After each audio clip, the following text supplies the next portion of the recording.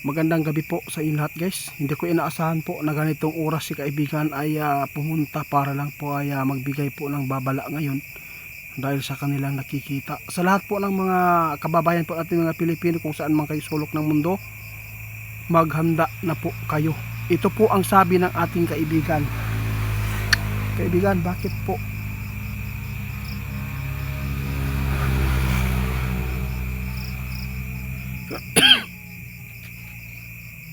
Nako guys, nakakalungkot man po itong balita ng ating kaibigan.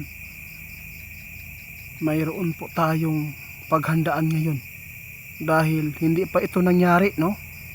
Posible itong biglaan itong mangyari, kaya mag-ingat tayo guys. Hindi po natin alam, no, kung kailan ito na maganap.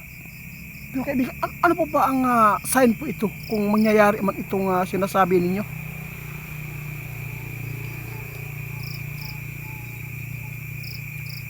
Ako.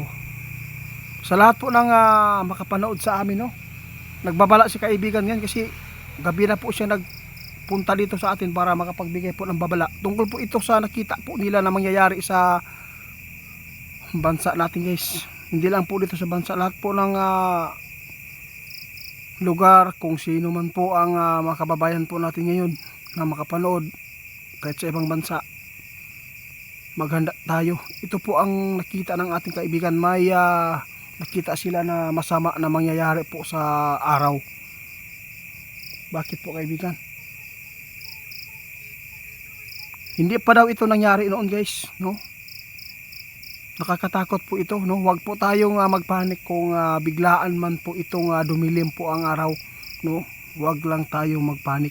Sana hindi mawala ang araw guys, kasi hindi po maganda pag napalitan ito, yung araw ay nagiging gabi na lahat guys. Tandaan po ninyo itong sinabi ng ating kaibigan na mayroon silang nakita na hindi maganda dahil po sa araw. Kaibigan, napaabot naman po ninyo ito, di ba? Naalala ko napaabot na po ito ng ating kaibigan guys, ngunit mayroon pa ring panibagong sign na naman nakita, kaya nagpaabot si kaibigan sa lahat po ng makaranas nito at kung sino man po yung mga lugar makaranas, at wag lang tayo magpanik ha. Kung mayroon man po makasagupa dyan na pag-iba ang araw na nagiging gabi, ito po yung tinatawag na darkness, no? Kasi talagang napakarami talaga na mga sign ang posibleng mangyari. Kaya nagpaabot kami. Oo. Sabi ng ating kaibigan, nagpaabot po ang ating kaibigan guys, kasi alam po natin baka mabigla kayo. Kailangan po natin, no, na mayroon talaga tayong mga kandila ngayon sa ating bahay.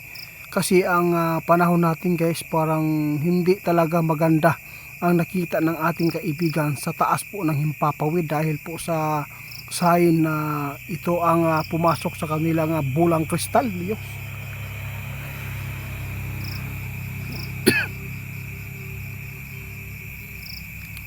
Sa lahat po ng mga sabi po ng iba, maraming nagagalit, no?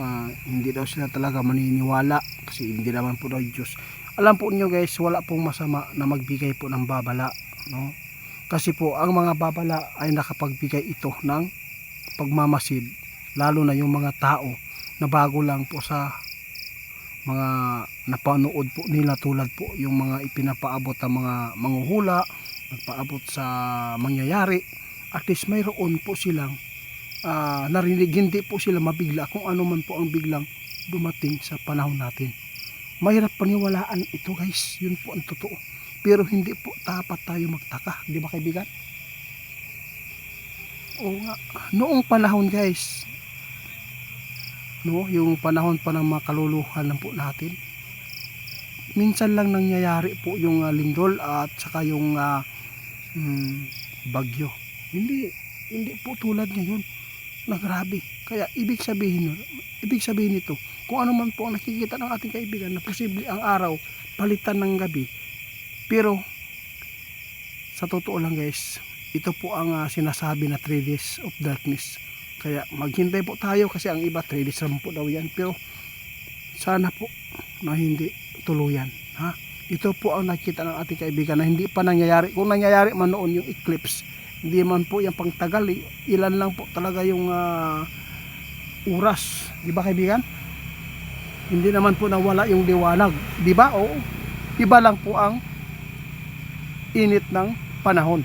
Malamig at makulimlim na makita sa paligid.